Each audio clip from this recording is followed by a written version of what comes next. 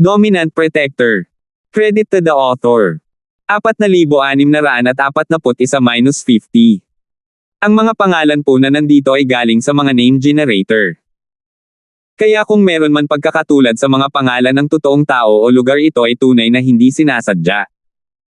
Ito ay hindi lamang ang espesyal na sugo ng West Island. Lumingalinga si Terence at napagtanto na marami rin ang mga master sa West Island. Hindi sila mas mahina kaysa sa North Island. Ang Nascent Soul at Golden Core Stage Masters ay makikita sa lahat ng dako. Siyempre, wala masyadong profound stage masters tulad ni Lucy kahit hindi sila mapupunta sa isang abalang lungsod tulad nito. Pagkatapos makipagpalitan ng ilang kasiyahan, pinangunahan ni Lucy ang grupo sa palasyo ng may-ari ng isla na siyang pinakasentro ng Western Island. Ang mga tanawin sa daan ay masasabing pinakamaunlad na lugar sa Western Island. Ang mga pangunahing kalye ay konektado sa lahat ng direksyon, kasama ang lahat ng uri ng mga gusali. May mga abalang palengke at mararangyang tindahan kung saan man sila dumaan, at ang pangkalahatang pakiramdam ay hindi bababa sa gitna ng isla, lalo na ang magagandang gusali. Ito ay mas mahusay kaysa sa gitnang isla. Pagkatapos ng lahat, ang West Island ay isang lugar ng pagtitipon para sa mga babaeng practitioner, at ang mga babae ay mas nahuhumaling sa kagandahan kaysa sa mga lalaki. Ito ang unang pagkakataon ni Terence sa Western Island, at natural na interesado siya sa maalamat na base camp na ito ng mga babaeng practitioner. Hindi niya maiwasang lumingalinga habang naglalakad. Ang lugar na ito ay halos binubuo ng mga babaeng practitioner, pero parang walang lalaki. Nakikita niya ang ilang mga lalaki sa mga lansangan at mga tindahan. Habang si Terence at ang grupo ay tumitingin sa paligid, ang mga tao mula sa Western Island ay nakatingin din sa kanila. Ang mga babaeng cultivator dito ay mas madamdamin kaysa sa inaakala nila, ang ilan ay humahalik pa kay Terence at sa grupo. Akala ko ang West Island ay bansa ng mga babae. Hindi ko akalain na ganoon kataas ang proporsyon ng mga lalaki. Bagamat mas mababa ito sa bilang ng mga babaeng magsasaka, halos kapareho ito ng proporsyon ng mga babaeng magsasaka sa North Island. Kaya lang, baligtad ang dalawa. Tanong ni Terence, nagulat. Little junior brother, hindi mo pa rin alam, ngunit sa West Island, walang karapatang pantao ang mga lalaki. Sa pamamagitan lamang ng pag-asa sa mga babaeng magsasaka ay maaari kang mabuhay, kaya't huwag tumakbo sa paligid, kung sakaling may magmahal sa iyo at mag-uwi sa iyo bilang isang utusan ng lalaki. Pinaikit ni Natalie ang kanyang mga mata at ngumiti ng pilyo. Ha! Waiter! Napakurap si Terence. Hehe, nagbibiro lang si Miss Salter. Huwag kang kabahan, Special Envoy Linford. Tumawa si Lucy at nagpaliwanag, gayunpaman, ang ating Western Island ay pinangungunahan ng mga babaeng cultivator, tulad ng iyong hilagang isla ay pinangungunahan ng mga lalaking cultivator. Ang mga makapangyarihang eksperto dito ay halos mga babaeng magsasaka. Bagaman may mga lalaking magsasaka, ang kanilang bilang ay napakaliit. Karamihan sa mga lalaking magsasaka ay hindi masyadong malakas, at ang ilan ay mga ordinaryong tao, kaya maaari lamang silang umasa sa mga babaeng magsasaka upang mabuhay. Kung gayon paano kung mayroon tayong parehong lakas? Mas mataas ang status ng babae, di ba? Hindi maiwasang magtanong ni Terence. Tama, maraming bagay dito na mga babaeng cultivator lang ang nakakagawa, at may mga high-end na okasyon din na babaeng cultivator lang ang pwedeng pumasok. Maliban na lang kung ang mga lalaking cultivator ay may personal na approval ng master ng isla, wala itong silbi kahit gaano pa sila kalakas. Sabi ni Lucy nang walang pag-aalinlangan. Nakikita ko. Tumango si Terence. Mayroon na siyang pangkalahatang pag-unawa sa isla ngayon. Ito ay isang feminist na lipunan, ngunit hindi isang ganap. Sa isang tunay na feminist na lipunan, walang puwang para sa mga lalaki na maging kakaiba, ngunit hindi ito imposible dito. Hanggat malakas ka, hanggat nakuha mo ang pabor ng master ng isla, magkakaroon ka ng pagkakataon. Gayunpaman, mas nagulat si Terence sa dating gawin ni Nika. Dahil lumaki siya sa ganoong kapaligiran, ang mga ideyang feminist ni Nika ay dapat na malalim na nakaugat sa kanya. Gayunpaman, hindi siya nagpakita ng anumang senyales nito sa nakaraang dalawang engkwentro. Ang pakiramdam na ibinigay niya sa kanya ay katulad ng Natalie, tulad ng isang inosenteng munting prinsesa. Feminist din ba si Nika? Tanong ni Terence sa mahinang boses. Kahit sinong taga Sky-class island ay matutulala sa bagong terminong ito, ngunit ang Natalie ay matagal nang kasama ni Terence, at palagi niya itong kinakausap tungkol sa karaniwang mundo. Nakasanayan na niya ito, at ngumiti siya, hindi, bagamat si Nika ang prinsesa ng West Island, hindi siya nakatanggap ng ganap na feminist education. Halos kapareho ito ng sa amin. Bakit ganon? Hindi ba siya ang tagapagmana ng West Island? Nagulat si Terence. Si Nika ay ang prinsesa ng West Island, at ang Western Island ay isang feminist society. Nangangahulugan ito na malamang nasakupin niya ang West Island sa hinaharap. Logically, dapat ay nakatanggap siya ng feminist education sa kasong ito, o paano siya magkakaroon ng kapangyarihan sa hinaharap. She's the heir, after all, and that's why she can't accept a purely feminine education. Paano pa kaya niya makakayanan ng ibang Sky-class Island Masters? Napakababa ng status ng mga lalaki dito, pero wala sila sa ibang lugar.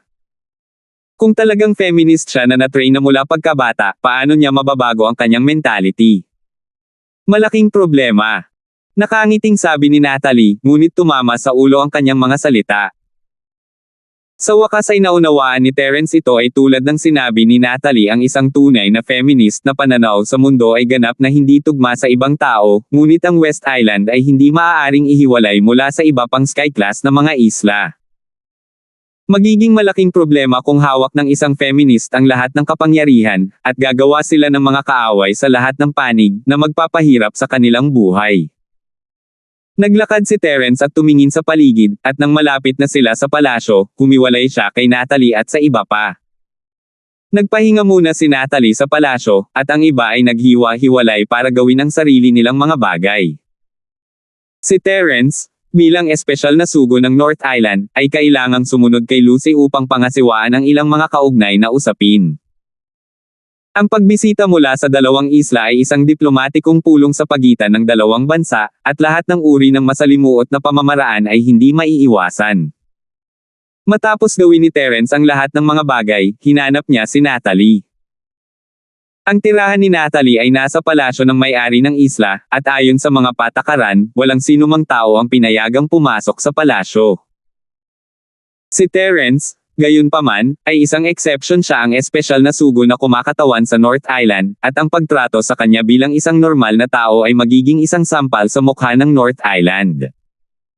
Dagdag pa, sinabi ni Nika sa lahat sa palasyo na si Terence ay kanyang mabuting kaibigan at hindi nila siya maaaring pabayaan. Matapos makumpirma ng mga gwardya ang pagkakakilanlan ni Terence, agad nila itong pinapasok at nagpadala pa ng isang taong manggenguna, kung sakaling mag-isa siyang gumala sa palasyo at pumunta sa mga lugar na hindi niya dapat puntahan. Kakatok na sana si Terence sa pinto ni Natalie nang marinig niya ang tawa na nagmumula sa loob. Halatang tuwang-tuwa ang mga tao sa loob, ngunit may boses ng ibang babae maliban sa Natalie at Nika, at parang pamilyar. Nanlamig si Terence sa labas ng pinto na parang tinamaan ng kidlat. 4,642. Isang kakaibang ekspresyon ang bumungad sa kanyang karaniwang kalmadong mukha. Isang ideya ang hindi maiwasang lumitaw sa kanyang isipan. May naririnig ba siya? Natalie, ito ang matalik na kaibigan na nakwento ko na sa iyo ng maraming beses. Ang mga foundation building at golden core materials na dinala ko sa North Island last time ay talagang pinaghandaan niya. Nakangiting pakilala ni Nika. I already know about this. She's not only your best friend, but also mine. Ilang beses na kaming nagsusulatan kaya kilalang kilala na namin ang isa't isa. Ngumiti si Natalie at hinawakan ang kamay ng kabilang partido. Yes, we're all good friends. Magka-team tayong tatlo. Pagkatapos magsalita ng tatlong babae, sabay silang nagtawanan at sobrang intimate. Natalie, that. Biglang napatigil sa pagsasalita ang ibang babae. Ano yun? Tiningnan siya ng masama ni Natalie at nakipagpalitan ng ngiti kay Nika. Alam niya kung ano ang gustong sabihin ng kabilang partido, ngunit sadyang hindi niya ito sinabi. Yan. Bakit wala pa siya? Namula ang dalaga at nagtanong. Siya. Sino ang tinutukoy mo? Marami tayong tao dito. Kung hindi mo sasabihin sa akin kung sino iyon, hindi ko alam kung paano ka sasagutin. Natatawang sabi ni Natalie. Tama. Kung hindi mo sasabihin sa akin ang detalye, paano malalaman ni Natalie kung sino ang tinatanong mo? Tinukso din siya ni Nika. Ang babaeng ito ay likas na tulalo maliban sa pag-aaral ng lahat ng uri ng mga bagay. Bihira siyang makitang namumula. Ito ay isang bihirang pagkakataon. Si Terence bro. Namula ang dalaga at sinabing, "Oh, kaya nagtatanong ka tungkol kay Little Junior Brother." Hindi ko alam. Pumunta siya para ayusin ang mga pamamaraan, at hindi ko alam kung kailan siya gagawin.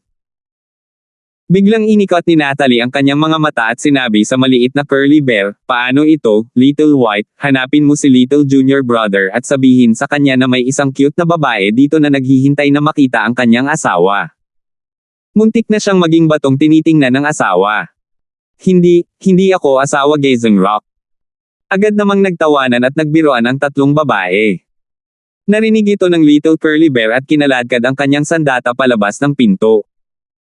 Napatalon siya sa gulat nang buksan niya ang pinto at nakita si Terence na nakatayo roon na parang isang blok ng kahoy, nakatingin sa silid. Ang kanyang mga mata ay hindi maiwasang mapunta sa babae ito ay si Jenny. Hindi rin inaasahan ng mga babae sa kwarto na mangyayari ang ganoong eksena, at agad silang napatulala. Dahil kanina pa sila nakikipaglaro sa isa't isa ay medyo hindi maayos ang kanilang mga damit, at dali-dali silang umikot para ayusin ang kanilang mga damit. Terence kuya. Nagulat at natuwa si Jenny nang makita si Terence. Matagal na niyang inaabangan ang araw na ito, lalo na matapos malaman na may dadalhin si Terence sa Western Island. Siya ay hindi makatulog sa lahat ng kaguluhan, kahit na nakalimutan na pag-aralan ang mga mekanismo ng panday. Nakatira lang siya kay Nika araw-araw, ang tanging iniisip niya ay makita si Terence sa lalong madaling panahon. Nagulat lang si Jenny, ngunit si Terence ay ganap na natigilan. Iba siya kay Jenny. Alam niyang darating ito at handa na ang pag-iisip, ngunit hindi talaga. Biglang dumating ang ganitong saya, at kahit sa puso niya, hindi niya ito kayang tunawin ng sabay-sabay. Nakatayo lang siya doon at tumingin kay Jenny na parang tulala. Si Jenny ay hindi isang batong tumitingin sa asawa, ngunit ang ilang mga tao ay naging isang tunay na batong tumitingin sa asawa. Tinakpan ni Nika ang kanyang bibig at ngumiti. Sabi ko, hanggang kailan kayo magtitinginan ng magiliw? Bakit hindi muna natin linisin ang lugar at hayaan kayong dalawa na manood hanggat gusto ninyo? Sumali rin ang Natalie. Lalong namula ang mukha ni Jenny nang marinig niya ang mga salita ng dalawang babae. Pati ang tenga niya ay namumula. Ang kanyang pagkamahiyain ay nakakaakit kaya kahit sina Nika at Natalie ay hindi maiwasang mainggit. Hindi napigilan ni Terence na mapabuntong hininga. 2 taon na ang nakalipas mula nang huli niya itong makita, at lumaki siya sa isang mas magandang babae maging ang kanyang aura ay nagmature na. Siya ay nagkaroon ng cuteness ng isang maliit na batang babae sa kanya, at kung ikukumpara sa dalisay at natural na babae siya noon, siya ay mas kaakit-akit sa mga lalaki ngayon. Humakbang si Terence patungo kay Jenny at hinaila siya sa kanyang mga bisig, hindi pinansin ang pagtataka ni Nika at Natalie. Isang mahinang iyak si Jenny, ngunit matapos maramdaman ang temperatura at tibok ng puso ni Terence, ang hadlang na nabuo niya matapos siyang hindi makita sa loob ng mahigit 2 taon ay tuluyang natunaw. Ang kanyang mukha ay nakadikit sa dibdib ni Terence, puno ng kaligayahan. Nagningning ang mga mata ni Nika at Natalie habang nanunood sila. Naisip nila ang maraming iba't ibang sitwasyon kung saan magkikita sina Terence at Jenny, at palagi nilang tinatalakay ito sa kanilang mga liham. Ilang beses pa nilang inisip ang kanilang mga linya, ngunit hindi nila akalain na gagawin ito ni Terence. Ang mga puso ni Terence at Jenny ay konektado, at hindi nila kailangang gumawa ng anuman o magsabi ng anuman. Sapat na ang isang yakap para magkadikit ang kanilang mga puso. Hindi nila alam kung gaano sila katagal, ngunit sina Nika at Natalie ay parehong pagod sa panunood. Sa wakas ay binitawan ni Terence si Jenny at nagtanong, "Jenny, bakit ka nandito?" Tanong niya. "Hehe, nandito na ako noong ipinadala ako sa Sky Class Island, at pagkatapos ay nakilala ko si Nika ng nagkataon, kaya simula noon ay nakasama ko na siya," matamis na ngumiti si Jenny. Ay, mabuti naman. Hindi maiwasan ni Terence na matuwa na ang kapalaran ni Jenny ay mas mabuti kaysa kina Teresa at Milky. Kung hindi, kung maling tao talaga ang nakilala niya, kasama ang kanyang ignorante at likas na tanga, sino ang nakakaalam kung gaano kasakit ang dapat niyang pagdusuhan? Hindi man lang naglakas loob si Terence na isipin ang sitwasyong iyon. Kung mas dalisay at mabait ang isang tao, lalo silang papaboran ng langit. Ito ang tinaguriang, ang tanga ay may swerte. Maaari rin itong ituring na kalooban ng langit. Tumingin si Terence kay Jenny, pagkatapos ay tumingin kay Nika at Natalie, at ngumiti mula sa kaibuturan ng kanyang puso. Siyempre, hindi niya iniisip kung paano magiging blessing kung magkasama sila. Masaya siya mula sa kaibuturan ng kanyang puso. Dahil kay Nika, iniligtas siya ni Jenny mula sa lahat ng uri ng kaguluhan. Dahil sa Natalie, sa wakas ay makakasama niyang muli si Jenny. Hindi ba ito ang kalooban ng Diyos? Terence bro, alam ni Jenny ang tungkol sayo. Biglang kinusot ni Jenny ang kanyang malalaking mata at itinikom ang kanyang mga labi habang nakangiti. Ano? Napakurap si Terence. Anong kakaiba dyan? May konting especially iya, Natalie. Magsusulat siya sa amin tuwing 3 o 5 araw para magulat tungkol sa iyo. Wala ka lang dito sa nakalipas na 1 taon at kalahati kaya hindi siya gaanong nasabi sa mga sulat. Tinakpin ni Nika ang kanyang bibig at ngumiti. 4,643. Hindi ako isang maliit na especially iya. Agad namang sumagot si Natalie. Kung ganoon ano ka? Dumilat si Nika at nagtanong. Nakita ko lang na palagi ninyong iniisip ang little junior brother, kaya sinabi ko sa inyo ang ilang bagay tungkol sa kanya para masatisfy ang cravings ninyo. Pinaikot ni Natalie ang kanyang mga mata at sinabing nakataas ang ulo. I'm not thinking about it. Natalie, don't confuse me with Jenny, okay? Nagtatanong lang ako paminsan-minsan. Namula agad ang mukha ni Nika. Si Jenny ay kasintahan ni Terence, normal lang sa kanya na mami si Terence, ngunit mayroon lang siyang nararamdaman para kay Terence, malayo ito sa antas na iyon. Nako! Akala ko kasi pareho kayo ni Jenny. So hindi pala. Saka bakit mo naman tinatanong yan Nika? Sabi ni Natalie na may masamang intensyon. Hindi ko sinasabi iyon kada ilang araw. Natalie, huwag magsalita ng walang kaparerekon. Namula si Nika at sumagot. Napansin niya na kakaibang nakatingin sa kanya si Terence.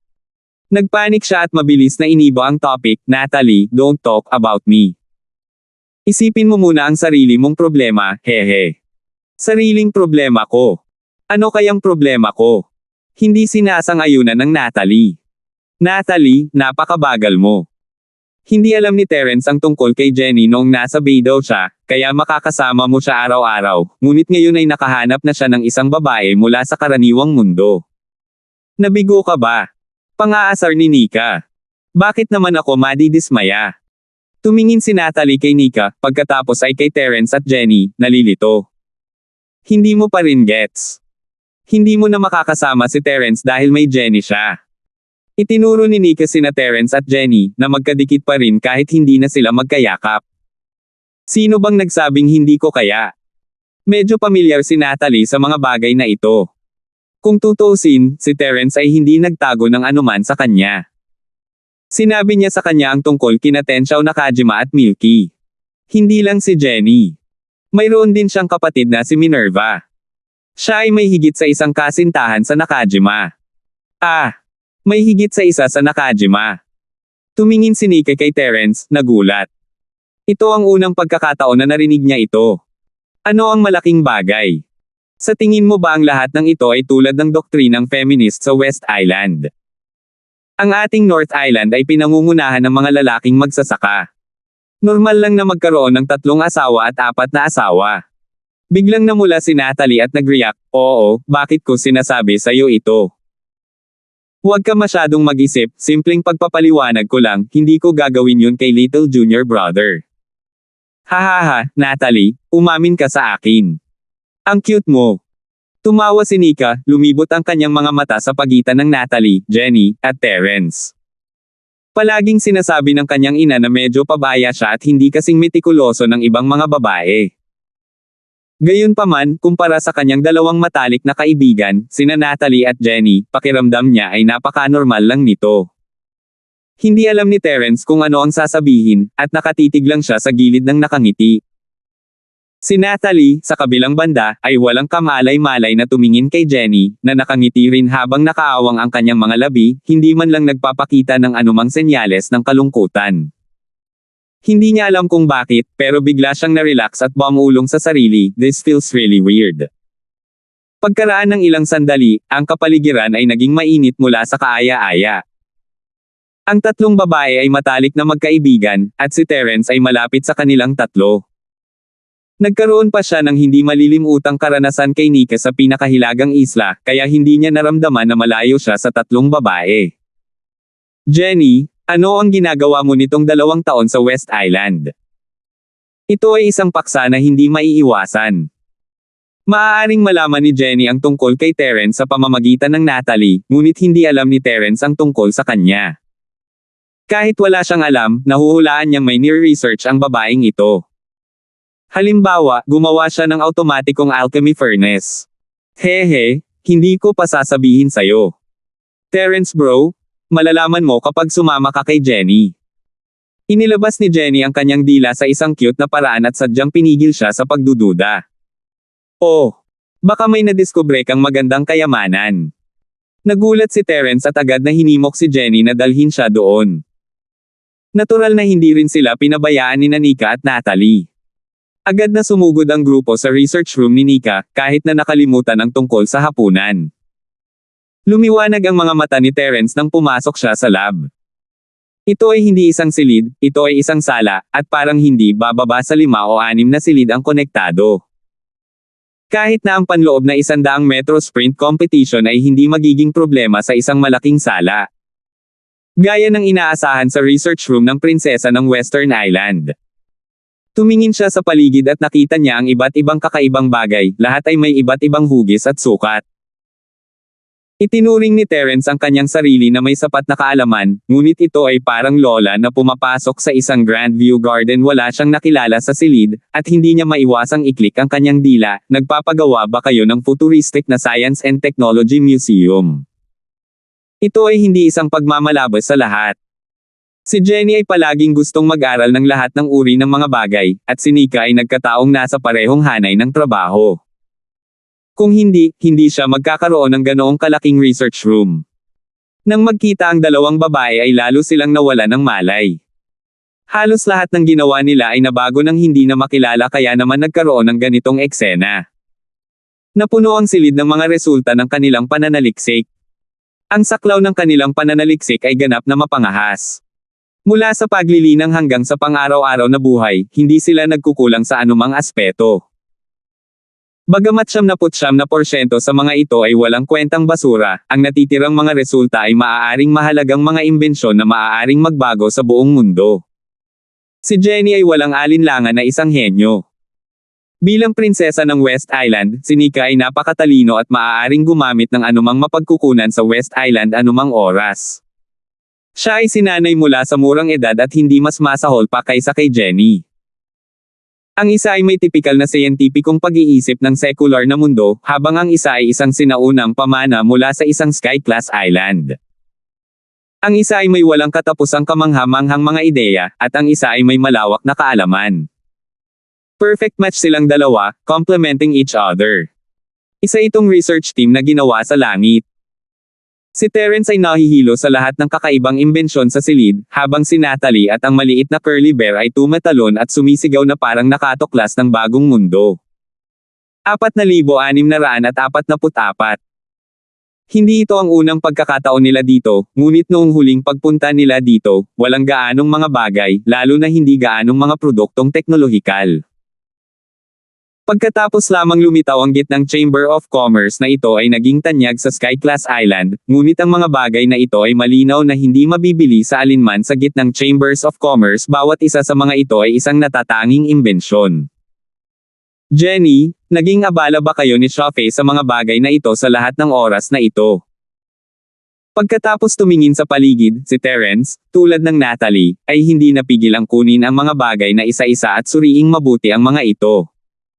Gusto niyang gamitin ang sarili niyang insight para makita ang mga partikular na gamit ng mga item na ito. Siyempre, ito ang mga magagandang ideya ni na Jenny at Nika.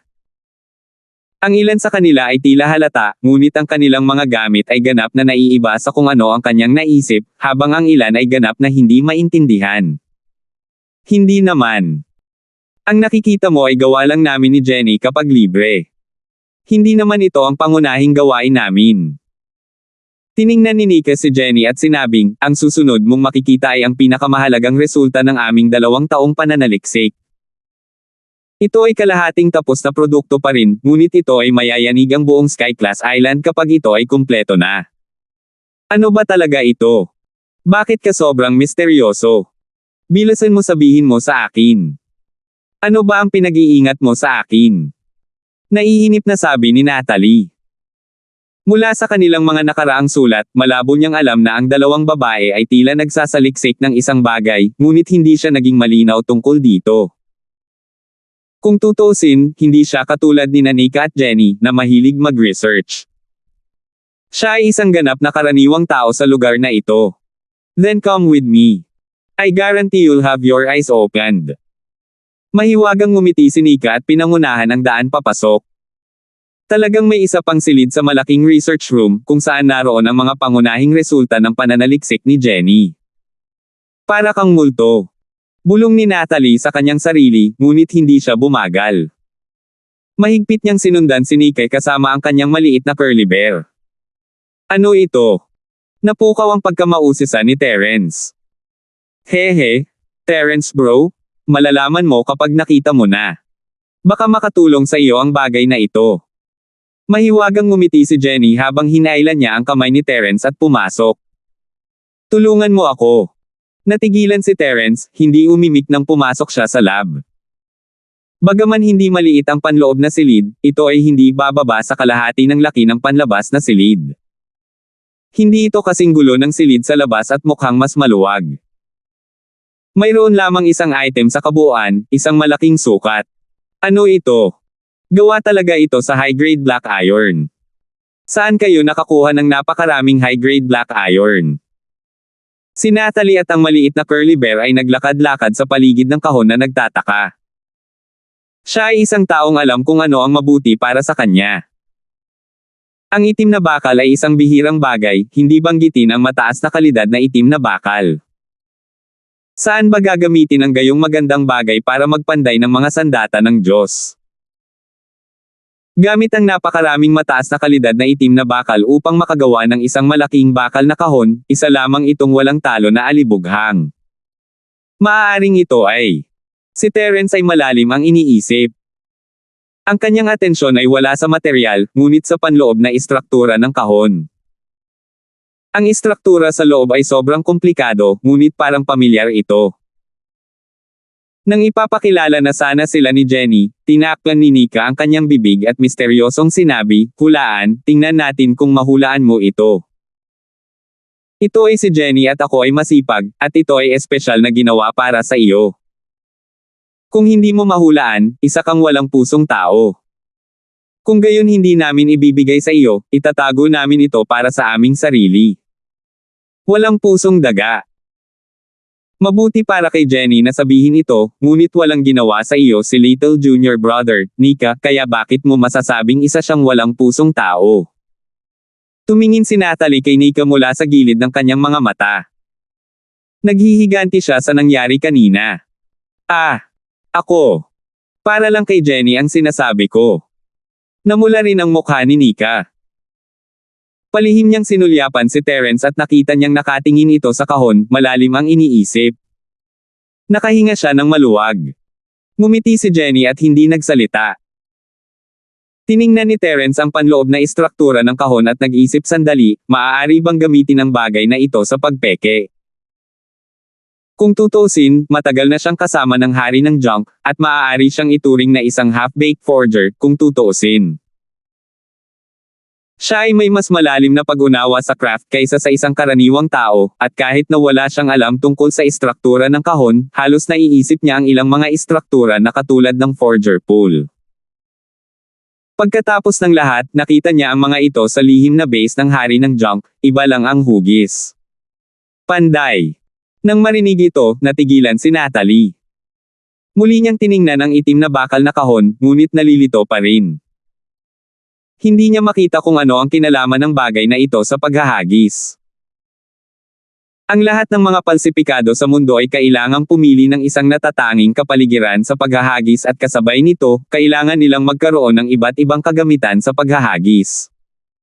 Paano nila ito nailagay sa isang itim na kahon na bakal? Hehe, ang bait ni Terence bro, ito ang automatic casting mechanism. Ngumiti si Jenny at umamin. Alright, at least you have good eyes. Hindi naman nasayang ang effort natin. Tumango din si Nika. Totoo iyon. Hindi ka panipaniwala si Terence kahit na nakuha na niya ang sagot, hindi pa siya nakakita ng ganito dati, at kahit ang panganang hari ng basura ay malaglag sa pagkabigla. Sandali lang, Jenny, sinabi mo na automatic casting mechanism ito. Tama. Hanggat ang forging formula ay naitakda ng maaga at ang mga kaukulang materyales ay inilalagay, pagkatapos ay mayroon lamang isang tao na magbabantay mula sa gilid at gumawa ng kaunting pagsasaayos ayon sa sitwasyon. Ang iba ay makokontrol nito mismo ng tumpak. Ang operasyon ay mas madali kaysa sa Shenong Medicine Cauldron. Humalaklak si Jenny. Lumiwanag ang mga mata ni Terence habang iniisip ang sitwasyon ng hari ng basura, nakokontrol ba nito ang init ng tumpak? Of course we can. Controlling the heat is the most basic thing we can do, okay. Itong automatic casting mechanism natin ay kaya pang kontrolin ang isang serye ng environmental factors gaya ng air pressure, humidity, at iba pa ng eksakto. Sa ganitong paraan lang natin masisiguro na ang proseso ng casting ay ganap na walang kabuluhan. Paano naman? Hindi ba tayo napakahusay? Sa gilid, buong pagmamalaking itinaas ni Nika ang kanyang ulo. Ang galing! Ang galing! Ang problemang ito sa wakas ay malulutas na. Nagulat at natuwa si Terence. Ang kanyang sandata ay mahirap mabuo. Ang hari ng basura ay gumugol ng halos 2 taon upang makahanap ng solusyon. Hindi niya inaasahan na si Jenny at Nika ay makabuo ng ganoong automatikong mekanismo ng paghahagis. Parang tailor-made para sa kanya. Hindi nakakagulat na sinabi nilang matutulungan nila siya. 4,645. Gaano man karanasan ang isang palsipikado, palaging may paglihis sa kontrol ng apoy. Maraming sandata ang may depekto dahil dito, at ang ilan ay sumuko pa sa kalahati. Gayunpaman, iba ang mekanismo ng automatikong paghahagis. Hanggat naitakda ng tama ang formula ng paghahagis, halos imposibleng magkamali sa aspetong ito. Pinawi lang nito ang mga pagkukulang ng hari ng basura sa aspetong ito. Naniniwala siyang tiyak na matutuwa siya kapag nalaman niya ang tungkol dito. Terence bro, huwag kang masyadong maging masaya. Hindi pa kumpleto ang ating auto-forge mechanism, half-finished product lang ito. Binuhusan ni Jenny ng malamig na tubig si Terence. Ha! Isang half-finished product. Nanlamig ang mukha ni Terence, napaaga ba siyang nagdiwang? Tama.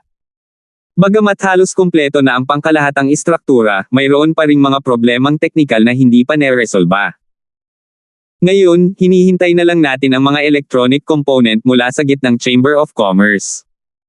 Tumango si Jenny. Paf! Halos mabulunan si Terence sa kanyang hininga. Ahem, kailangan pa nga nitong bagay na ito ng mga electronic component. Tama, paano pa kaya ito magiging matalino? Medyo mahirap kunin ang ganitong klase ng smart chip component, at hindi mo talaga makukuha sa Sky Class Island. Buti na lang at biglang lumitaw ang isang Central Chamber of Commerce, na nagbibigay ng napapanahong tulong, hehe. Nakangiting sabi ni Jenny. Ang gitnang Chamber of Commerce ay nagbebenta pa nga ng mga profesional na bahagi ng chip na tulad nito.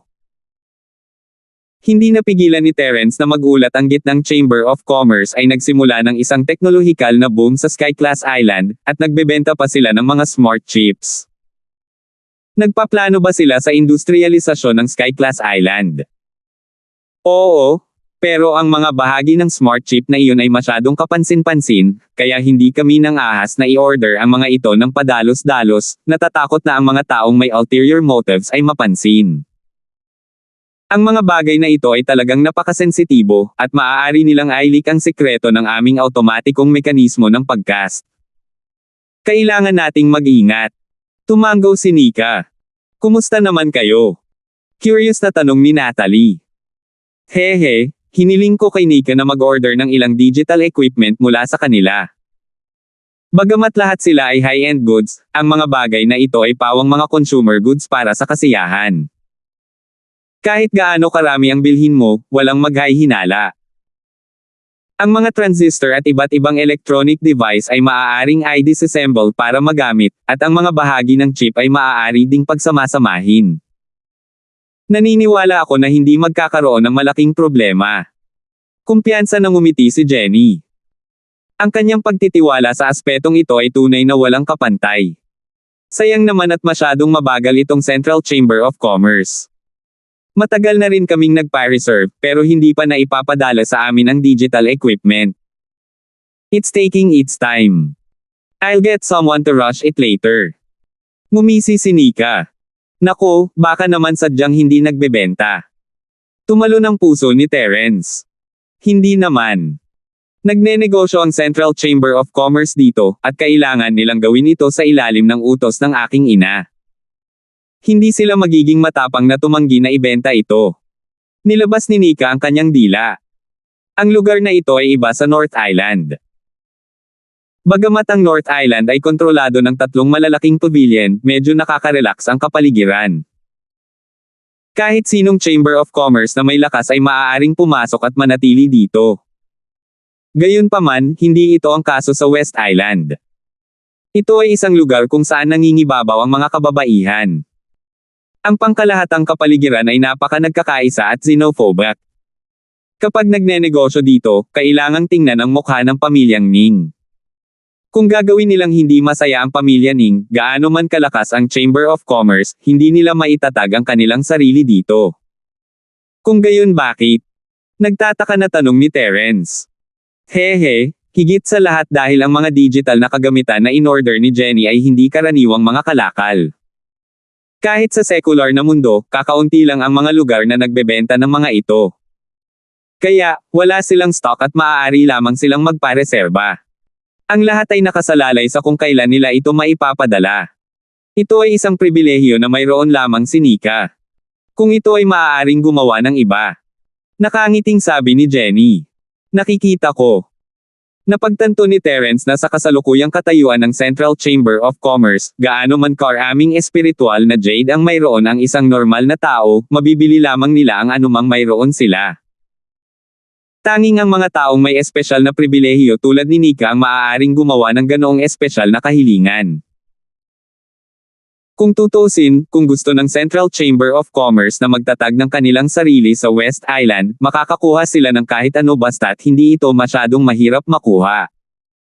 Sa karamihan, medyo mahirap kunin ang mga produkto ng paisa-isa. O tama, Jenny, hindi mo ba iniisip na ang gitnang Chamber of Commerce ay hindi maarak? Biglang tanong ni Terence. Sumulat na ako kay Lingshan at sa iba pa sa karaniwang mundo, at sumagot sila sa gitnang Chamber of Commerce na ito. Oo, nakakakonekta sila sa secular na mundo. Nakakamangha talaga. Kaya pagkatapos nating gawin ang automatic casting mechanism na ito, nagpasya si Jenny na i-research ang susunod na paksang ito. Kaya lang, napakaliit ng impormasyon ngayon, kaya hindi ko maisip ito sa maikling panahon. Pero dahil makakamit ito ng mga siyentipiko ng Central, hindi mas masahol pa sa kanila si Jenny. Naikuyom ni Jenny ang kanyang mga kamao sa pananibik. Kung mayroon mang bagay sa mundo na makapagpapasaya sa kanya, malamang na ito ang hindi malulutas na problema. Ah, Jenny, napakagaling mo. Gusto mo pang pag-aralan ito? Tinampol ni Terence ang kanyang noo, medyo nahihilo. Iisipin lang niyang humingi ng tulong ni Zhang Lijo o pumasok sa gitnang Chamber of Commerce para makuha ang pangunahing impormasyon, ngunit si Jenny ang nagsaliksik sa kanyang sarili, isang henyo, ang isip ay talagang hindi maisip, kahit sa lugar na ito. Terence ay milya-milya ang nauuna kay Jenny. Bagamat ang bagay na ito ay nakakagulat, kapag pinag-isipan ito ng mabuti, ang mga imbensyon ni Jenny, kasama ang Shenong Medicine Cauldron, ay lahat ay lampas sa panahon at lumalaban sa langit. Kung ito ay ibang tao, gagawin ito ni Terence bilang isang biro, ngunit hindi ito imposible para kay Jenny. Sino ang nakakaalam, marahil ang kanyang hiling na tumawid sa Sky-class Island at ang karaniwang mundo ay matupad niya. Hehe. Hindi rin naman masama si Jenny *SS. Nahihiyang ngumiti si Jenny. Og. Pabayaan mo na lang ako. Hindi nakaimik si Terence. Nais pa niyang magsaliksik ng isang bagay na kasing baliw ng paglalakbay sa mortal na mundo. Kung hindi yun kamangha-mangha, kung gayon sino pa sa mundo? Oh, tapos lumabas na tayo, Natalie. Gusto niyang mag-isa at tahimik na manatili dito. Tumawa ni Nika. Sure. Let's let them look at the husband-gazing rock and wife-gazing rock to their heart's content. Tere, kain muna tayo. Gutom lang ako. Humalaklak si Natalie at sumang-ayon. Dapat ay halos handa na ang handaan. Magyakapan lang kayong dalawa dito sandali. Huwag kayong magpahuli. Ang opisyal na sugo ng North Island ay hindi maaaring lumiban sa handaan. Si Nika ay gumawa ng nakakatawang mukha, pagkatapos ay hinayla si Natalie palabas ng pinto. Gusto ng Curly Bear na maglaro sa research room ng mas matagal, ngunit hinayla siya ng dalawang babae sa tenga. Tanging sina Terence at Jenny lamang ang naiwan sa malaking lab, at awkward silang nagkatinginan sa isa't isa. Ang kapaligiran ay biglang naging hindi maliwanag. 4,646. Dati, dahil sa pag-iral ni Nika at Natalie, lagi nilang pinipigilan ang kanilang mga sarili kahit na nag-aalab ang kanilang mga puso. Gayunpaman, ngayong mag-isa na sila sa silid, ang 2 taong naipon na pananabik ay biglang hindi napigilan. Yakap. Biglang umungol si Jenny na medyo namumula ang mukha. Ngumiti si Terence at hinayla siya sa kanyang mga bisig, silang dalawa ay nagdidikit na parang pandikit. Bakit ba ang conservative nila? Hindi ba dapat parang panggatong na nasusunog sa apoy ang lalaki at babae? Bakit tapos yakap? Si Nika, ang prinsesa ng Western Island, ay nakahiga sa siwang ng pinto, puno ng pagkabigo ang kanyang mukha. Akala niya ay magkakaroon ng mas matalik na pagkilos sina Terence at Jenny, at hinawakan pa niya ang kamay ni Natalie at sumandal sa siwang ng pinto ng napakatagal, ngunit wala silang nagawa kundi ang magkayakap sa isa't isa. Anong pares ng blockheads? Nika, grabe ka. Gusto mong manood ng hindi bagay sa bata. Hindi kita matiis. Sabi ni Natalie na may itsura. Sige, dahil napakarangal mo, maaari mo bang itigil ang pagtulak sa akin? Napakasigla mo sa pag-agaw ng mga upuan. Napatingin si Nika kay Natalie, na nakahiga sa kanyang ulo, at ngumisi. Ang 2 babae ay ganap na nakalimutan na si Terence ay isang peak level na maagang nascent soul cultivator, at ang kanyang spirit sense ay mas malakas kaysa sa sinumang kapareho ng level. Kahit na ang isang tulala ay mapapansin kung silang dalawa ay naglalakad sa pintuan ng napakaliwanag, pabayaan si Terence. Ang tirahan ng sugo ng West Island ay hindi kalayuan sa pangunahing palasyo ng may-ari ng isla. Ito ay isang lugar na nakatuon sa pagtanggap ng mga emisaryo mula sa buong mundo. Sa sandaling ito, nagkaayos na sina Linden at Harry. Para sa kaginhawahan ng kanilang misyon, espesyal na hiniling ng dalawa na sila ay magkaayos sa iisang silid upang makapag-usap at makakilos sila anumang oras. Si Linden ay umiinom ng tsaa habang si Harry ay nagbubuhos ng tsaa. Biglang sumili ang pulang anino mula sa bintana at dumapo sa mesa sa harap ng dalawa. Namilog ang kanilang mga mata, ito ay isang bloodbath. Ang bloodbath ay ang espiritong hayop na ginamit para sa kanilang panloob na komunikasyon. Sa ilalim ng katawan ng bloodbath na ito na biglang lumitaw, may nakatali na lihim na code dito. Ito ay talagang isang liham mula sa isang misteryosong tao. Nagkatinginan sina Linden at Harry. Hindi katakataka na makatanggap ng lihim na utos tulad nito sa North Island, ngunit hindi nila inaasahan na matatanggap ito sa West Island. Ito ay hindi kapani-paniwala. At ang punto ay nagkaayos na sila, at dumating kaagad ang lihim na utos. Ang timing ay napakatumpak na ito ay talagang nakakataba. Sina Linden at Harry ay tumingin sa bloodbath sa mesa at nagpalitan ng tingin. Mukhang malalim ang iniisip nila, ngunit hindi ito ang oras para pag-isipan iyon. Inabot ni Linden at kinuha ang sulat. Matapos basahin ang nilalaman ng misyon, hindi maiwasang maging kakaiba ang mukha niya. Anong problema, young Master Shu? Tanong ni Harry habang tumabi. Hindi niya mabasa ang matataas na antas ng mga lihim na ito sa kanyang antas. Ang mga kahihinatnan ay hindi maiisip kung lalabag siya sa mga patakaran ng Central. Tingnan mo ang iyong sarili. Inihagis ni Linden ang sulat kay Harry. Ang misteryosong lalaki ay hindi humingi ng lihim, at ang misyon ay kailangan nila ni Harry upang tapusin ito ng magkasama, hindi na kailangang itago ito. Mabilis na kinuha ni Harry ang sulat at binasa itong mabuti. Pagkaraan ng ilang sandali, bigla niyang inangat ang kanyang ulo at tumingin kay Linden, mahinang nagsabi, "Young Master Shu, hindi ko maintindihan." Nakalimutan ko ang tungkol dito. Tinamaan ni Linden ang kanyang ulo, naalala na ang code dito ay kailangang pag-aralan bago ito maunawaan. Hindi ito mauunawaan ng mga normal na tao, at si Harry ay hindi rin kwalipikadong matutunan ito. Awkward na ngumiti si Harry habang ibinalik ang sulat kay Linden, naghihintay na magpatuloy ito. Binigyan kami ng mga nakatataas na gawain ng 2 gawain. Ang unang gawain ay ang maghanap ng paraan upang makasali sa isang pagsubok sa West Island at mangolekta ng isang halamang gamot na tinatawag na Thunder Mystical Vine. Ang gawaing ito ay medyo normal at hindi dapat masyadong mahirap gawin. Gayunpaman, ang pangalawang gawain ay medyo kakaiba. Pinisil ni Linden ang kanyang baba ng may pag-iisip. Ano ang pangalawang misyon? Mabilis na tanong ni Harry. Gusto ng mga nakatataas na pigilan natin si Terence na mapalapit sa mga tao sa isla, lalo na sa mga may kapangyarihan at katayuan. Kung mangyayari iyon, kailangan nating gawin ang lahat para pigilan itong mangyari. Hindi mo ba naisip na kakaiba ang misyon na ito? Tanong ni Linden na may nagtatakang ekspresyon. Binalaan siya ng misteryosong lalaki na huwag hawakan si Terence ng mag-isa, kung hindi, kailangan niyang tanggapin ang mga kahihinatnan. Ngayong naibigay na sa kanya ang misyon na ito, malinaw na hindi nila gustong tulungan ng West Island si Terence. Ano ang iniisip ng mga nakatataas? Hindi mo ari ni Linden sa sandaling ito. Ang pangunahing bagay ay talagang hindi niya alam kung paano magsisimula sa pangalawang misyon.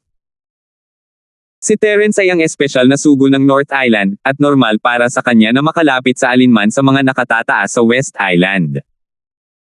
Walang makakahanap ng kasalanan sa kanya, kaya paano ito gagawin ni Linden? Hindi siya pwedeng pumunta at sabihin sa mga tao na si Terence ay isang tusong bastard, di ba? Hindi ito magiging epektibo, at kung gagawin niya, si Truett ang unang gagawin niya pagbalik niya sa isla. Ang pangalawang misyon ay ang aking espesyalidad. Nagningning ang mga mata ni Harry matapos makinig sa kwento. Professional. Gaano ka-professional? Natigilan si Linden. Hehe. Medyo mahirap sabihin, pero hindi ko sasabihin sa harap mo, young Master Shu. Nakalimutan mo na ba na ako ang pinakamagaling na manakit ng iba nang hindi ako nakikinabang sa sarili ko? Kung hihilingin mo sa akin na gumawa ng isang bagay na mag-isa, hindi ako magtagumpay, ngunit kung ito ay para lamang sirain ang negosyo ng iba, ito ay isang piraso ng cake lang. Tuwang-tuwang pinunasan ni Harry ang kanyang mga kamay. Sa puntong ito, kulang na lang ang sasabihin niya na wala siyang magawang tama. Totoo ba ito? Bumilis ang tibok ng puso ni Linden, ngunit sinabi pa rin niya ng may pag-aalinlangan, pero marami ka nang niloko kay Terence noon, ngunit sa palagay ko ay hindi mo talaga siya niloko, hindi ba? Namula ang mukha ni Harry nang tumambad sa kanya si Linden. Napakamot siya ng ulo, it's mainly because the nature is different. Noon pa man ay gusto kong harapin si Terence, ngunit palagi kong minamaliit ang kanyang lakas. Pero this time, iba na. Hindi na natin siya kailangang harapin, sinisira lang natin ang magandang plano niya. Mas madali ito, at mag-iisip ako ng paraan para dayin siya. Nang makita kung gaano tiwala si Harry, at kung gaano siya makatwiran, mas nagkaroon ng tiwala si Linden sa kanya.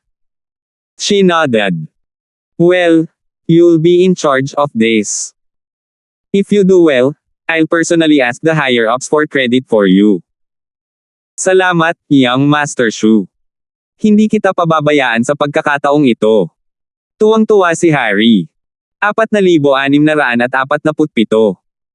Mula nang malaman niya na si Leandro ay biglang na-promote bilang espesyal na sugo ng North Island, nagtatanim siya ng sama ng loob sa kanyang puso.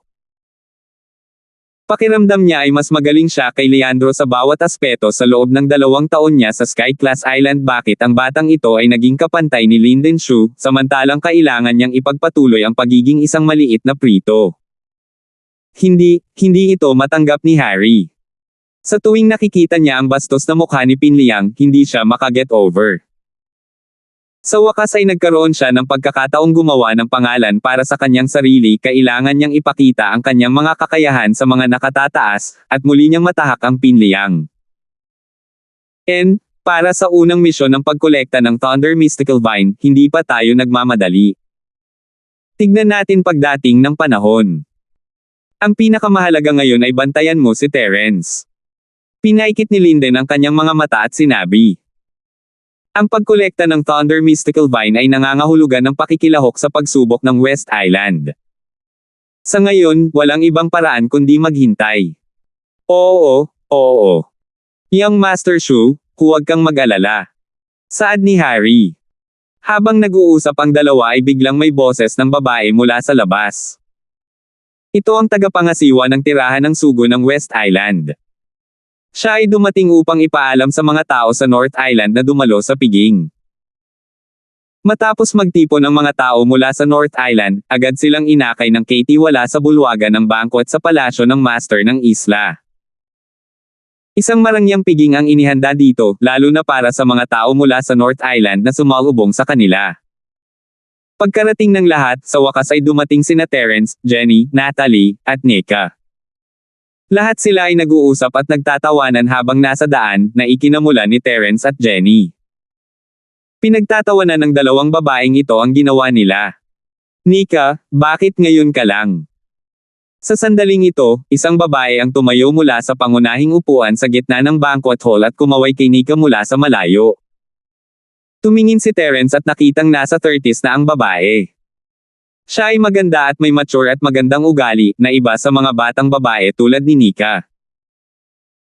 Gayunpaman, ang nakakuha ng atensyon ni Terence ay hindi ito, ngunit ang katotohanan na ang lakas ng babaeng ito ay nakalaan. Wala siyang makitang anumang senyales. Siya ay dapat na hindi maarok. Tita yan, iikot ko lang sila. Nilabas ni Nika ang kanyang dila at ngumiti. Mahigpit niyang niyakap ang braso ng babae at ipinakilala siya kay Terence. Ito ang Vice Island Master ng West Island namin, ang sikat na babae, si Divina yan. Sikat na sikat siya sa 5 isla ng Heaven Class, at si tita yan ay napakabuti sa akin mula noong bata pa ako. Binabati ni Junior Terence si Vice Island Master yan. Yumuko si Terence. Siya na ngayon ang espesyal na sugo ng North Island, at ang bawat galaw niya ay kumakatawan sa imahe ng 3 pavilion. Ang Divina na ito ay ang Vice Island Master ng West Island, at siya ay isang sikat na babae ng 5 isla. Para sa kanya ang personal na pagdalo sa kanila ay tanda na ng paggalang kay Terence at sa kanyang grupo. Pagkatapos ng lahat, ang North Island ay hindi nagpadala ng sinumang mahalaga sa oras na ito, at gaano man kaganda ang relasyon sa pagitan ng 2 isla, hindi sapat para sa master ng isla ng West Island na magpakababa para alagaan sila. Ang pagkakaiba sa mga pamantayan ay masyadong malaki. Special Envoy Linford is young and promising. Please take a seat. Tumango si Divina at ngumiti ng maganda. Tumingin siya kay Terence ng malalim, pagkatapos ay tumingin kay Jenny at Natalie na nakayakap sa kanya. Napansin niya na maging si Nika ay lumalapit kay Terence. Hindi niya maiwasang sumimangot. Bilang Vice Island Master ng West Island, si Divina ay isang tipikal na feminist. Sa kanyang mga mata, walang kahihiyan ang isang lalaking may 3 asawa at 4 na babae, lalo na kapag kinasasangkutan nito ang hinaharap na kahalili ng West Island, si Nika. Siyempre, ito ang panahon para salubungin ang espesyal na sugo ng North Island at ipahayag ang pangmatagalang pagkakaibigan sa pagitan ng 2 isla. Ano man ang mangyari, hindi pahihirapan ni Divina si Terence sa oras na ito. Siya ay nagkaroon ng ganito kataas na pagpaparaya. Nagkatinginan si Terence at ang iba pa at tumango. Napatingin silang lahat sa pagkain sa mesa at nagsimulang kumain. Walang kulang sa pagkain sa dagat, pero nakakabagot.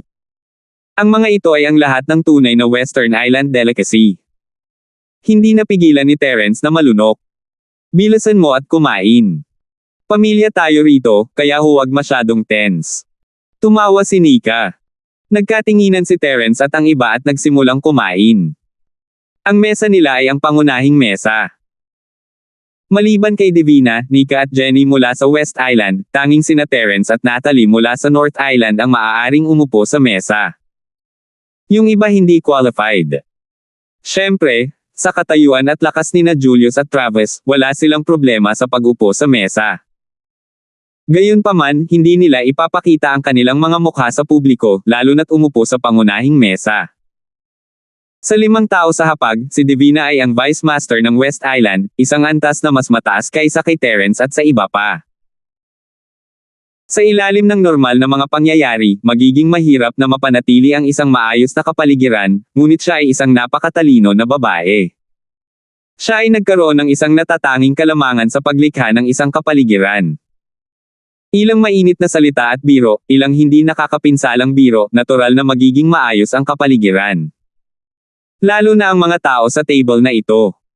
Maliban kay Divina mismo, ang iba ay pawang malapit niyang kaibigan. Hindi nila ito mapapabayaan sa oras na ganito. Ang tanging bagay na nagpasimangot kay Divina ay ang pagiging matulungin at palakaibigan ni Nika kay Terence. Ang prinsesa ng West Island ay naglalagay ng pagkain sa plato ni Terence sa harap ng lahat. Ano ang iisipin ng mga tao kung narinig nila ito?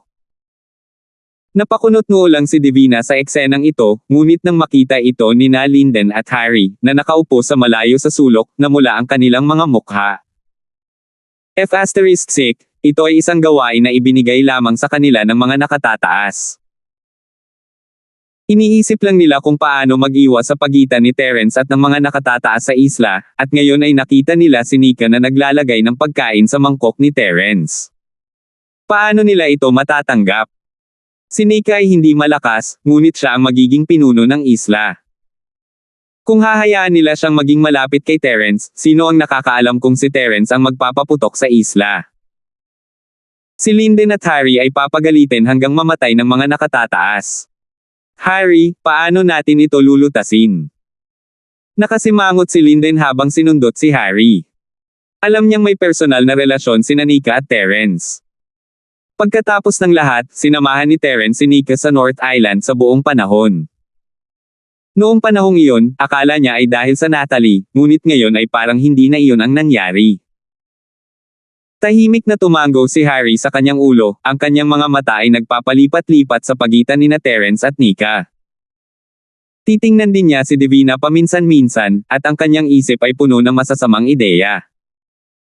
Maya-maya, bigla niyang hinampas ang ulo niya at tuwang-tuwa na bumulong sa tenga ni Lindan. Good. This move is really sinister and vicious. You're really a talent, kid. Bakit hindi ko naisip ang ganoong nakakatakot na move? Dali, pumunta ka na at ayusin mo. Walang oras na sayangin. Agad namang nabigla si Lindan. 4,648. Mabilis niyang hinimok si Harry na kumilos. Hindi niya maiwasang maramdaman na magaling talaga ang lalaking ito sa lahat ng bagay, pero natural siya pagdating sa ganitong uri ng maduming trabaho. Ngumiti ng masama si Harry at tumango. Tumayo siya at tahimik na umalis sa mesa. Walang nakakaalam kung ano ang kanyang ginawa, ngunit bumalik siya hindi nagtagal pagkatapos niyang umalis. Iisipin ng mga hindi nakakaalam na nagpunta siya sa banyo. Paano na? Tanong ni Linden nang hindi na hinintay na maupo si Harry. Hehe, everything's settled. Young Master Shu, maghintay ka lang at manood ng magandang palabas mamaya. Ngumiti si Harry, nasiyahan sa kanyang sarili. Napakasaya niyang tao pagdating sa mga ganitong bagay. Maaaring napapaligiran si Terence ng magagandang babae ngayon na ginagawang inggit at inggit sa kanya ang lahat ng lalaki sa mundo, ngunit hindi na siya makakangiti sa lalong madaling panahon. Iiyak lang siya noon. Sige, bibigyan kita ng credit para dito. Nang makita ang kumpiyansa ni Harry, mas gumaan ang pakiramdam ni Lindan. Ang planong ibinigay lang sa kanya ng bata ay talagang palihis, ito ay sapat lamang para magmukhang masama si Terence nang hindi siya pinipilit sa isang sulok. Ito ay perpekto para sa pagkumpleto ng misyon. Walang nakapansin sa maliliit na kilos ni Linden at Harry mula sa simula hanggang sa wakas. Nagpatuloy ang welcome banquet, at pagkatapos ng 3 round ng inuman, mas naging maayos ang kapaligiran. Sunod-sunod ang tawanan at berwan, at pabalik-balik silang nag-toast sa isa't isa. Ang mga babaeng opisyal mula sa Western Island, sa partikular, ay medyo mapagbigay. Hindi nila tinanggihan ang mga toast mula sa mga lalaki mula sa Hilagang Isla. Ang kapaligiran ay mas buhay na buhay kaysa sa inaasahan, at ito ay isang maayos na eksena ng 2 isla na nagiging malapit at palakaibigan. Ang mesa ni Terence, sa kabilang banda, ay hindi kasing bukas ng iba sa ibaba, ngunit puno pa rin ito ng tawanan at daldalan, na may paminsan-minsang parang kampanang tawa. Sa sandaling ito, biglang pumasok ang isang babae mula sa main entrance. Noong una, hindi siya nakakaakit ng atensyon ng iba. Medyo lasing na kasi ang karamihan sa mga oras na ito, at maging ang mga gwardya sa pasukan ay hindi maiwasang i-relax ang kanilang pagbabantay. Bukod dito, ito ay isang babae. Ang kanlurang bahagi ng isla ay palaging napakamapagparaya sa mga kababaihan. Gayunpaman, ang sumunod na nangyari ay naging dahilan upang biglang tumigil ang masayang kapaligiran sa bulwagan. Lumingalinga ang dalaga at dumiretso sa main table sa gitna, umiiyak habang naglalakad. Huminto siya sa tabi ni Terence at umiyak sa kanya ng may mapait na mukha. Matapos makita ang eksenang ito, pinili ng lahat na manahimik. Nagkatitigan silang lahat. Ano ang nangyayari? Hindi lang ang karamihan, kahit sina Jenny, Natalie, at Nika ang nakatingin sa isa't isa, lahat sila ay nakatingin sa babae na nagtataka bago lumingon kay Terence. Hindi rin alam ni Terence kung ano ang nangyayari. Walang magawa siyang nagkibit-balikat sa mga babae, hindi alam kung ano ang ginagawa ng babaeng ito. Sino ka? Sa huli, si Divina, ang Vice Island Lord ng West Island, ang bumasag sa deadlock at nagtanong sa malalim na boses. Ordinaryong babae lang ako. Hindi ko sinasadyang istorbohin ang saya ng lahat ngayon, pero wala talaga akong choice. Hindi pwedeng ipanganak ang bata sa tiyan ko nang walang ama. Biglang niyakap ng dalaga si Terence at umiyak. Terence, sa wakas nahanap na rin kita. Napakalupit mo, paano mo kami iiwan ng ganito? Paano tayo mabubuhay? Ang mga salita ay nagpagulo sa buong lugar habang nakatitig sila kay Terence, natulala. Kaya't ang espesyal na sugo ng North Island na ito, na pinili ni Truett, ay talagang isang walang pusong tao. Ha! Ito ay sa iyo, junior brother. Puno ng gulat ang mukha ni Natalie habang pabalik-balik ang tingin niya sa pagitan ni Terence at ng babae, na napatikip sa kanyang bibig sa pagkagulat. Si Nika, sa kabilang banda, ay tumingin sa babaeng biglang sumulpat na may hinala. Hindi siya inosente gaya ni Natalie, ngunit may kakaibang ekspresyon si Jenny sa kanyang mukha. Siya ay lumaki sa secular na mundo at nakakita ng lahat ng uri ng kakaibang bagay. Hindi niya inaasahang makikita siya sa Skyclass Island. Bigla na lang, lahat ng pressure ay natuon sa ulo ni Terence, na para bang isa siyang traidor. Si Lindan, na nagtatago sa sulok, ay hindi napigil ang tumawa ng matamis sa sitwasyon. Mukhang medyo epektibo ang trick na ito. Ang ganitong uri ng dirty trick ay ganap na bulok sa secular na mundo, na ginamit ng mayaman at makapangyarihan, ngunit ito ay napakabihirang sa simpleng Skyclass Island. Kung tutuusin, sa mga lugar tulad ng mga isla sa Hilaga at Kanluran, mas marami ang mga lalaki kaysa mga babae, at mas marami ang mga babae kaysa sa mga lalaki. Walang gaanong lalaki at babae na nagkaroon ng pagkakataong magsama-sama, lalo pa ang paggamit ng bata sa tiyan para mang-blackmail sa mga tao. Nang makita ito, naramdaman ni Linden na kahit anong tugon ni Terence, tiyak na masisira ang kanyang relasyon kay Nika. Masyadong masama ang hakbang ni Harry, ang batang ito ay talagang magaling sa pagsira sa negosyo ng mga tao. Hindi man lang kinabahan si Terence sa mga tingin ng lahat. Inikot niya ang kanyang chi, at binitawan siya ng dalaga sa sakit. Tumingin siya sa paligid, at ang kanyang mga mata ay nahulog kay Linden at Harry. Sinabi sa kanya ng kanyang instinct na may kinalaman ang dalawang ito dito. Terence, bumalik ka sa akin, okay. Nakikiusap ako, kahit ano ibibigay ko sa'yo. Hindi mahalaga kung gaano karaming mga babae ang gusto mong mahanap. Nakikiusap lang ako na huwag mo akong pabayaan at ang anak natin. Patuloy ang pag-iyak ng babae na may kasamang uhog at luha. Kumunat ang noo ni Terence ang babaeng ito na nakakaalam kung saan medyo magaling umarte. Magagawa niyang manalo ng lahat ng uri ng mga parangal kung siya ay nasa karaniwang mundo. Nang marinig ang emosyonal at nakakaiyak na reklamo ng babae, naging mas banayad at kakaiba ang mga ekspresyon ng bawat isa. Hindi mahalaga kung pamilyar sila kay Terence o hindi, kahit isang bagay lang ang nakikita nila, sentimo ang swerte ng lalaki sa mga babae, to be exact, buti na lang nagpapanindig balahibo.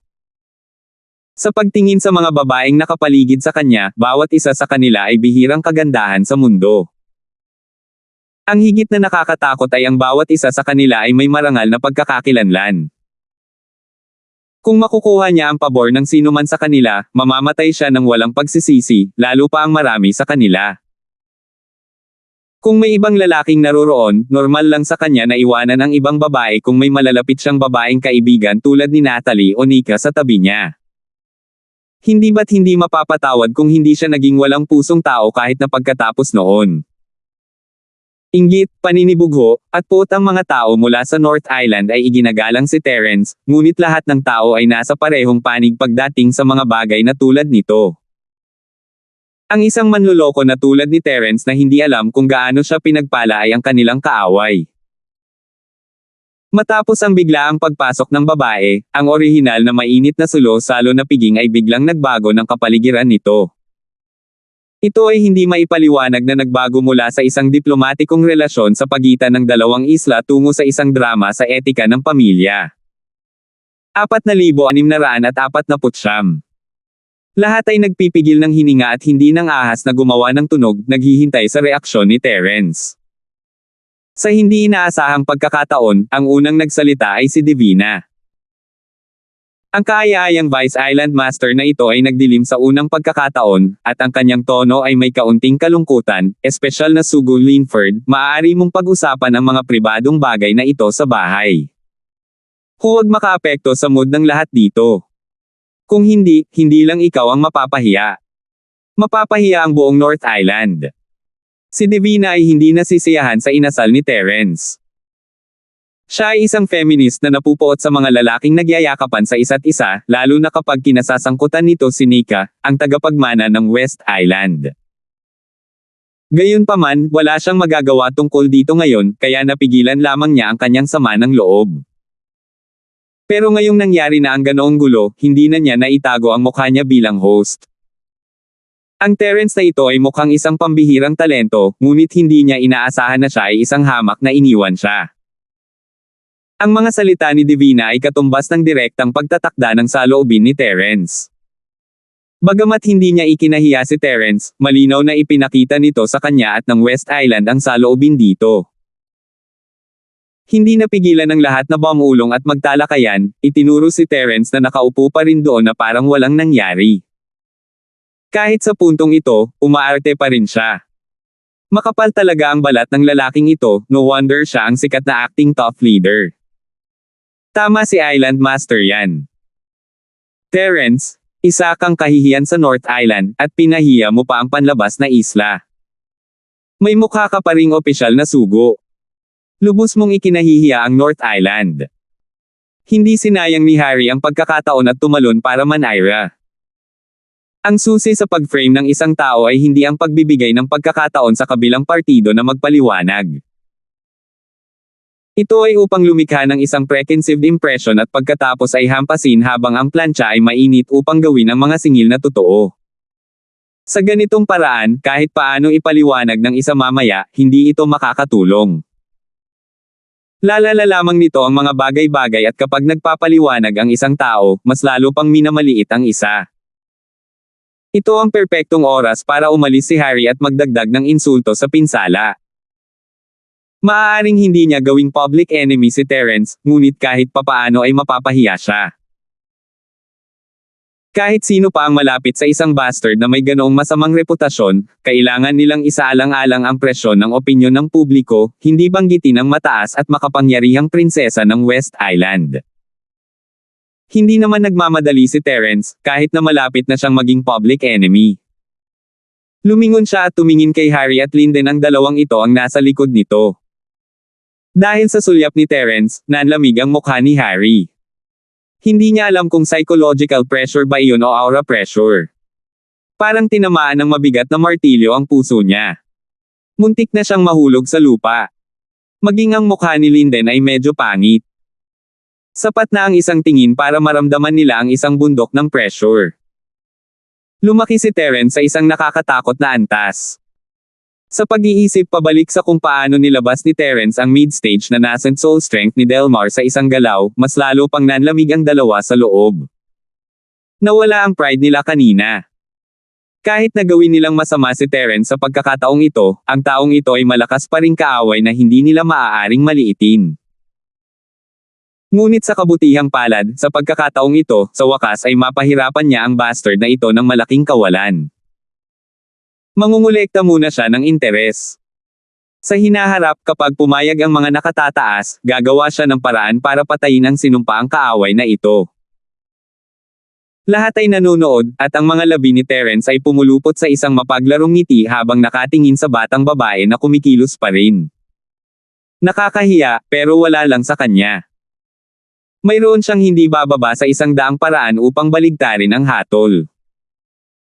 Magsasalita pa sana si Terence, ngunit si Nika, na nakaupo sa tabi niya, ang unang nagsalita. Tumingin siya sa dalaga at lumingon kay Harry, one-sided story lang ito mula sa babaeng ito. Paano ka nakakasigurado? Baka alam mo na ang inside story. Hindi ba halata? Pumunta siya sa aming pintuan nang walang pakialam sa kanyang mukha. Ito ay tungkol sa kanyang reputasyon at integridad. Sinong babae sa mundo ang magbibiro tungkol sa ganoong kalaking bagay? Itinuwid ni Harry ang kanyang leeg. Tumango ang lahat bilang pagsang-ayon. Malaking bagay ang reputasyon at integridad ng isang babae kahit nasaan man sila. Ganyan sa North Island, at higit pa sa Western Island kung saan supremo ang mga karapatan ng kababaihan. Mataas lang ang katayuan ng mga babae rito, ngunit hindi ibig sabihin na wala silang kahihiyan na dapat taglayin ng mga babae. Naku, napakahalaga nga ng reputasyon ng isang babae, pero itong prinsesa na ito ay magtatanong muna sa iyo. Sa tingin mo ba mas maganda ako o mas maganda siya? Biglang iniba ni Nika ang paksa. Go! Natigilan si Harry, at gayon din ang iba. Tumingin sila kay Nika at sa babae na may kakaibang ekspresyon. Si Nika ang karaniwang kagandahan ng bansa, at ang babae ay karaniwan lamang. Ang isa ay parang langit, at ang isa ay parang lupa. Ang sagot ay halata. Hindi alam ni Harry kung ano ang nangyayari, ngunit hindi siya nang ahas na magsabi ng kahit ano. Ito ang punong tanggapan ng West Island, kung may sinabi siyang masama tungkol sa prinsesa ng West Island sa harap ng lahat, hihilingin niya ang kamatayan. Isa itong ganap na kasinungalingan, at malalaman ng sino mang may mata ang sagot. Kahit na natubagan ang utak ni Harry, hindi siya maglalakas loob na magbigay ng pangalawang sagot. Siyempre, mas maganda ang prinsesa. Kinailangan ni Harry na sumagot ng tapat. Since you think na maganda ako, kakaiba yon. Hayaan mong tanungin kita, kung ikaw ba, pipiliin mo ba ako o siya? Patuloy nagtang si Nika. Nagkagulo ang mga tao nang marinig nila ito. Hindi nila maiwasang mapatingin sa isa't isa. Maging si Divina ay hindi maiwasang sumimangot. Ano bang pinagkakaabalahan ng babaeng ito? Ito. Siyempre ikaw, kamahalan. Tumingin si Harry kay Linden Shaw na nalilito at nagpatuloy sa pagsagot. Pagkatapos ng lahat, hindi ito isang multiple choice na tanong. Kahit isang tulala ay malalaman kung sino ang pipiliin sa pagitan ni Nika at sa babaeng ito. Fine, Kung kahit alam mo kung ano ang pipiliin, bakit hindi ako pinili ni Terence? O talagang sa tingin mo ay tanga si Terence na hindi matukoy ang kagandahan sa kapangitan?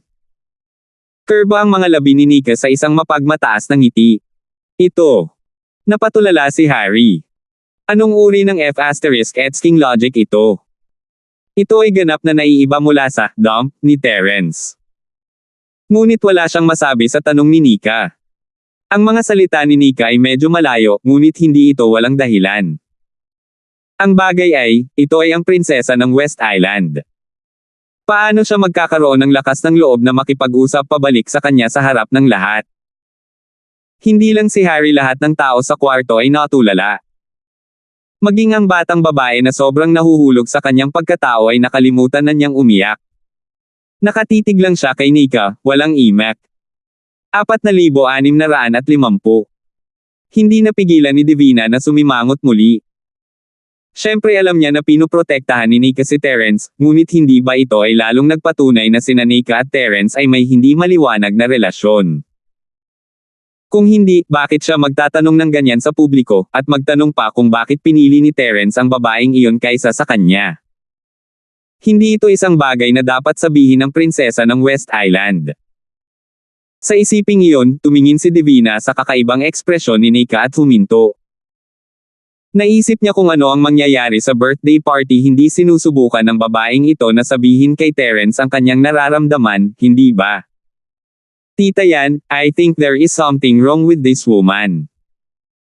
We'll arrest her and interrogate her seriously, including her entire family, para makita kung nagsisinungaling siya. Gusto kong malaman kung sino ang may lakas ng loob na pumunta dito at kunin ang special envoy mula sa North Island. Ito ay upang himukin ang isang kalang sa pagitan ng mapagkaibigang relasyon sa pagitan ng kanluran at hilagang isla. Hindi namin maaaring hayaan ang aming kaligtasan.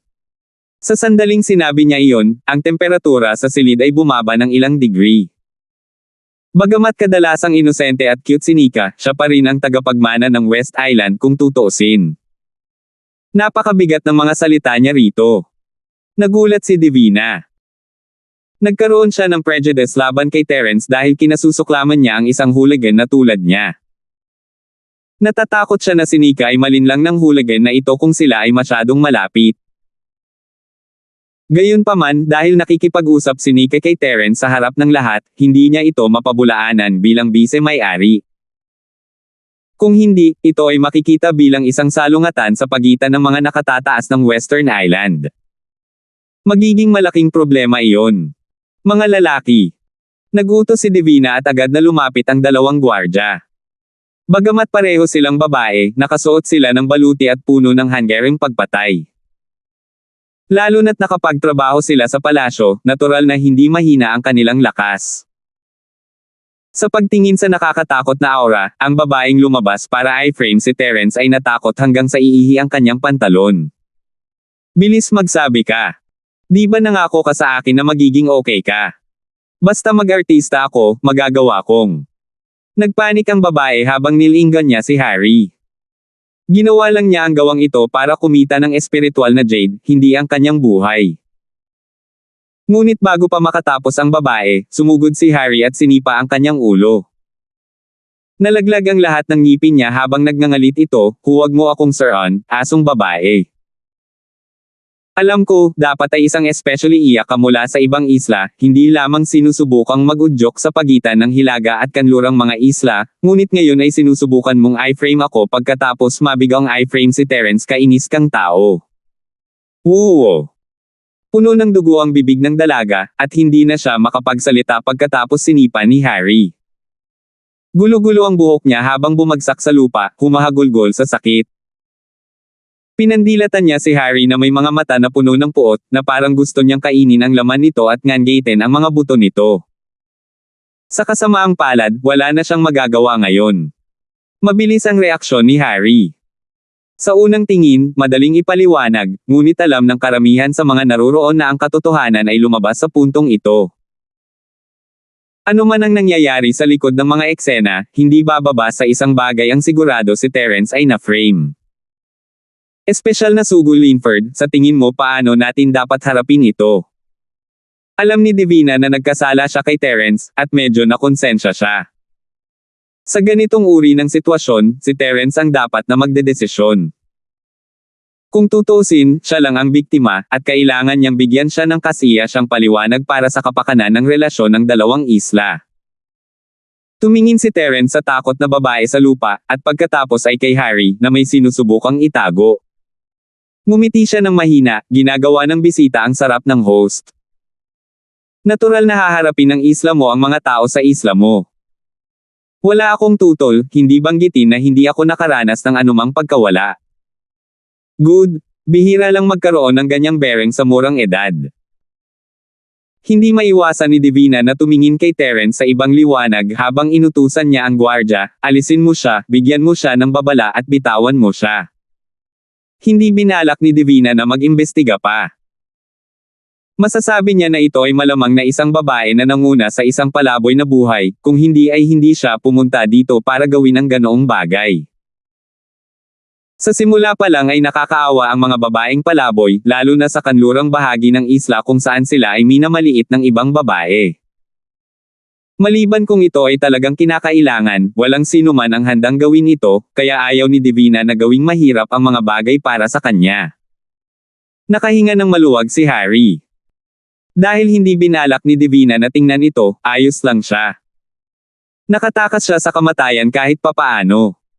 Wala pa ring ebidensya, at walang magawa si Terence sa kanya dahil lang sa kaunting hinala. Dito natapos ang drama, at si Harry ay parehong natakot at gamaan nang bumalik siya sa tabi ni Linden na nakayuko, natatakot na tumingin sa sinuman. Si Linden naman ay nanlumo. Hindi niya masisisi si Harry sa nangyari ngayon. Sa ganang kanya, ang plano ay perpekto, at ang resulta ay halos nakamit. Kung hindi dahil sa biglaang pakikialam ni Nika, si Terence ay isinumpa na sana ng 10,000 tao at naging isang tunay na hamak at walang pusong tao. Masyadong bias ang Nika na ito. Siya ay nagsisikap ng husto upang maiahon si Terence sa gulo, hindi ito magagawa, kailangan kong mag-isip ng paraan para pigilan siya sa pakikipagkasundo kay Terence. Kung magpapatuloy ito, ang buong Western Island ay mapapabilang sa pamilya ni Terence. Si Linden ay walang magawa, habang si Harry ay walang imak.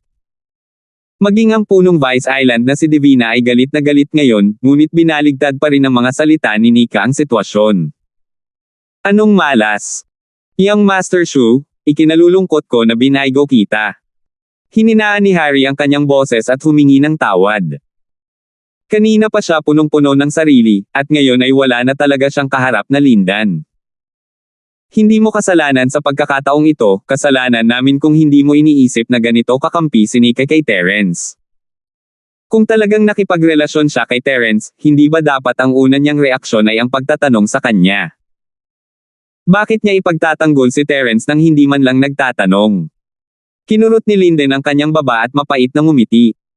Masyadong mahirap hulaan ang iniisip ng isang babae. Yang Master Shu, ano ang susunod nating gagawin? Gusto mo bang mabilis na makaisip ng ibang paraan? Tanong ni Harry. Oo, hindi natin ito maaaring i-drag ng masyadong mahaba. Huli na ang lahat sa oras na talagang magsama sina Terence at Nika. Tumango si Linden at agad na nagsabi, pero hindi ngayon. Siguradong magbabantay sila pagkatapos ng insidenteng ito. Madali na silang makakita sa atin kung gagawin natin ulit ito. Mag-iisip tayo ng paraan kapag nakabalik na tayo. Hindi na natin hahayaang may mangyari ulit. Oo, iyon lang ang paraan. Walang magawang tumango si Harry. Kasabay nito, ang kanyang tiyan ay nagsimulang magkaroon muli ng masamang pag-iisip. Pagkatapos ng ganoong komedya, medyo kakaiba ang kapaligiran ng welcome banquet. Hindi na ito kasing sigla gaya ng dati, at nagwakas ito ng mabilis di nagtagal. Bumalik na ang lahat sa kani-kanilang kwarto para magpahinga. Gusto ni Terence na manatili ng kaunti kasama si Jenny, ngunit dumidilim na. Walang saysay na manatili siyang mag-isa sa palasyo. Maaari lamang siyang bumalik muna sa tirahan ng sugo at maghintay sa susunod na araw upang mahanap si Jenny. Salamat po at sinamahan ninyo ako, ingat lagi mga master.